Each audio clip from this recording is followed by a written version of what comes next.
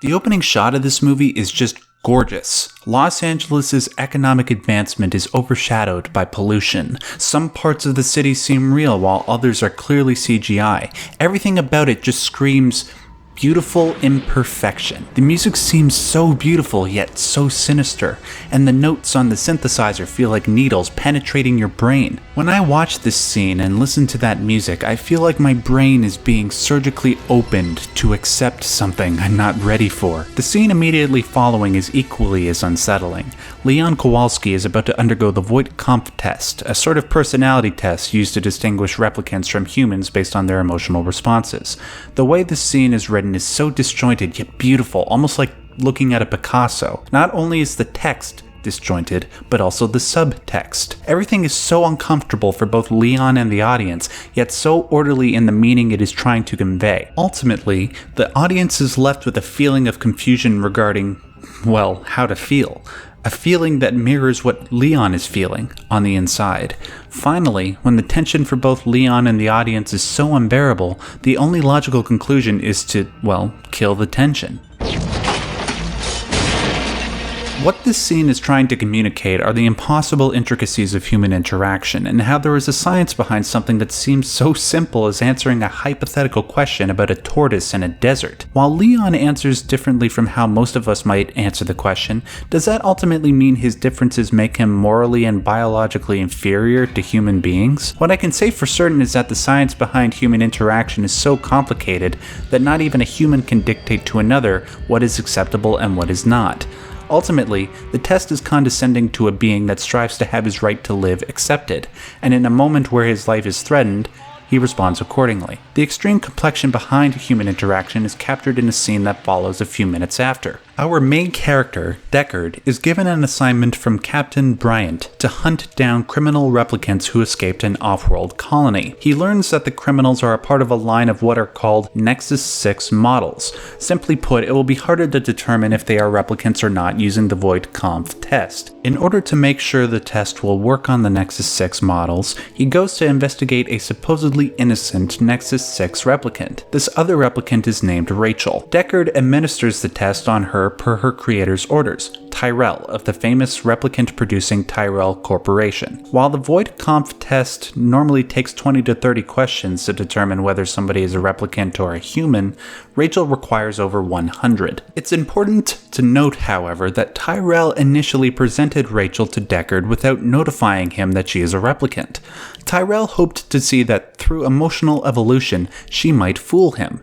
This didn't happen. Typically, replicants are humans in every way except for emotions, and this is done for a purpose. They were created to be laborers and were given short lifespans in order to not develop emotions over time. There is a disturbing existential question that naturally arises from producing replicants, especially one like Rachel. If replicants develop emotions through experience and might eventually learn that they only have 4 years to live, that might breed a particular crisis from within, resulting in a murderous being. Therefore, Tyrell found it necessary to implant false memories into the replicants in order to quell this emotional blow. More on that in a few minutes. Later, we are properly introduced to one of the other main characters of the film, Roy Batty. Roy is one of the criminal Nexus 6 models who escaped the off-world colony. He returned to Earth along with Leon and a couple of others to find a way to extend his life. Interpreting a particular line he speaks during the scene can summarize Roy's quote-unquote villainous mindset. Fiery the angels fell. Deep thunder rolled around their shores, burning with the fires of Orc. When he finds Hannibal Chew, the man who manufactures eyes for replicants, he quotes an English poet named William Blake, specifically a line from his work titled America, a Prophecy. One way of interpreting this line is that Roy sees himself as well as his fellow replicants as the angels who fell to Earth from the off-world colonies. Now that he is on Earth, he seeks to emulate the character of Orc. Orc, in the works of William Blake, is a serpent that is confined to a mountain by these implements called the chains of jealousy. The only way Orc is able to escape this confinement is by using the power of imagination to awake a deity that can free him. Now that he is free, he may go on a rebellious rampage. Unlike Orc, who is seen in Blake's works as a positive figure, Roy might perceive himself like one of the angels that rebelled against God in the biblical stories, maybe the head angel, who was Satan. The angels were not happy with the suffering that was inherent to life, and since God created life, they rebelled against him. But, unlike God, a perfect being who created the angels, a man created the replicants.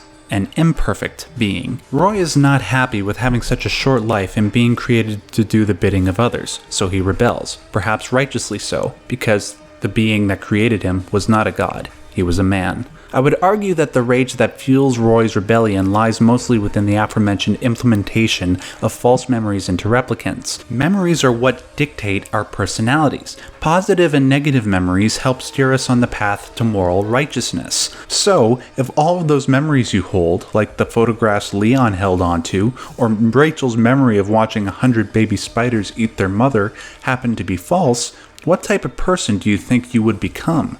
Aimless? Nihilistic? Murderous? Though the movie is constructed in a way initially to portray Roy and Leon as antagonists and Deckard as the protagonist, the more we meditate on this core issue, the more the lines between good and evil are blurred. And it doesn't help that, as the movie goes along, even more complicated existential questions are brought into focus, particularly involving Deckard's relationship with Rachel. When Deckard callously informs Rachel that her memories aren't her own, but are in fact that of Tyrell's niece, Rachel naturally responds negatively, but surprisingly, Deckard expresses remorse and tries to backtrack his comments, saying that he was joking. Why would he do this if he only sees replicants like any other machine? Because his attraction to Rachel is overriding his prejudices. The emotional utility that Deckard is starting to receive from Rachel is challenging his preconceived notions. While he is able to move on from upsetting Rachel this way and push these emotional thoughts out of his mind for the next 30 minutes of the movie, it is only when he kills one of the other escaped Nexus 6 models, Zora, that he begins to question the morality of his occupation,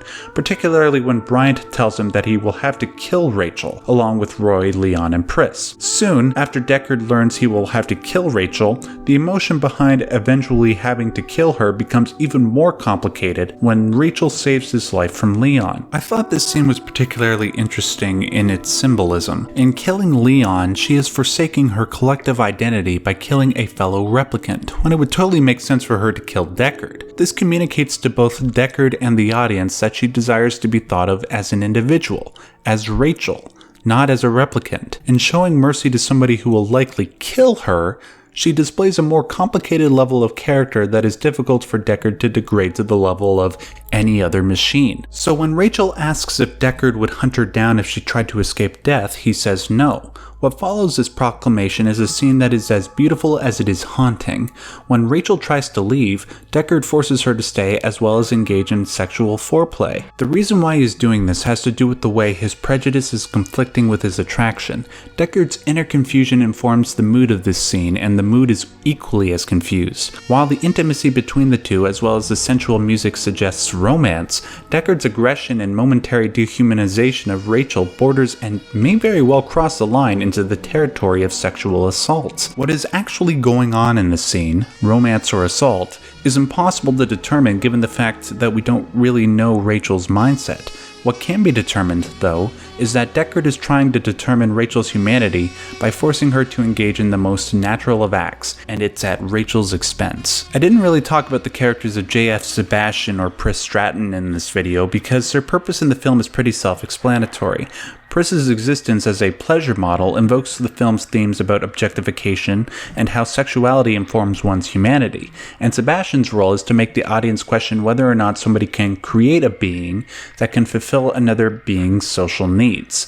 In my opinion, though their scenes are lovely, their characters are not as morally and thematically complicated as the ones I shall continue to discuss. When Roy finds Pris with Sebastian, both replicants use Sebastian to gain access to the Tyrell Corporation, because obviously Sebastian works with Tyrell. When Roy learns that it is impossible to extend a replicant's life beyond what is already coded into their DNA, for lack of a better term, he lapses into that chaotic state I referenced a few minutes ago. He is now aimless, without hope. He is lost and confused. Seeing that he has nothing left to lose in a world that wants him dead, what else can he do but rebel?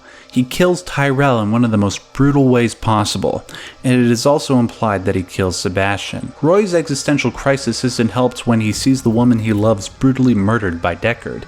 In fact, This has such an effect on him that the way the film is shot from this point on portrays Roy in a very demonic way. He is cackling from the shadows, taunting Deckard, moving fast. It's all very disturbing, and what's worse is that we, the audience, don't know really who to root for, at least at first. We are watching two murderers duel it out in a reality that is both literally and metaphorically crumbling around them. Out of this chaos, both the audience as well as the two characters have to find a way to create a sense of order and morality. Roy does this for us by reaching a moment of clarity in the last few minutes of his life, and realizes that by showing Deckard mercy in the same way that Rachel did, Deckard might reach his own moment of clarity and realize the error of his ways. It is by showing mercy that Roy can transcend his stereotype of being a utility, lacking in morality, and prove that he is truly human. Then we come to the scene, where in just a few words all of the film's themes and messages come together in a perfect circle, like a bow on a gift. With Roy's final words, he proves that his memories and his mercy transcend his heritage, the awe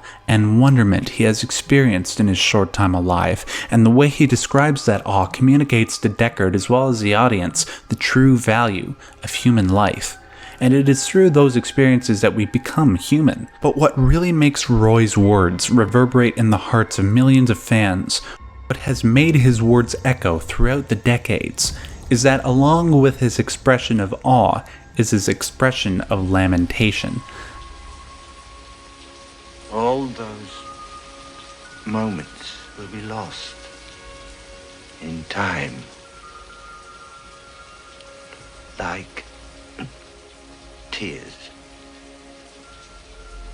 in rain. Not only does he lament that he will never be able to share his experiences with others, but that human beings might not be capable of the awe he felt watching attack ships on fire off the shoulder of Orion. In those words is both a message of infinite despair and infinite hope. He despairs that maybe there is an inherent desire within human beings to dehumanize others, and we may never transcend this. Maybe we'll forever deprive ourselves from hearing the stories of a man like Roy, and the knowledge we may gain from him about his kind as well as the beauty of life. However, there is an immeasurable amount of hope in Roy's final message. While Deckard may or may not understand what Roy was trying to tell him, we the audience can let Roy's words inform our own actions in everyday life. We can forgo our prejudice, choose to not dehumanize others based on superficial differences, and therefore cherish life in the best possible way. To conclude, I will address the question people have been asking since the film's release back in 1982. Is Deckard a replicant? I think the answer is pretty obvious, but there are many out there who want the answer to remain ambiguous for thematic reasons. I suppose we'll get a final answer in Blade Runner 2049. I don't want to answer definitively only to be proven wrong days after this video's publication, so I'll just say this. If you're going to ask whether or not Deckard is a replicant, there's a possibility you might be missing the point the film was trying to communicate. And what do I mean by that? Well, if somebody were to ask me if Deckard is a replicant or if he's human, I would just reply, yes.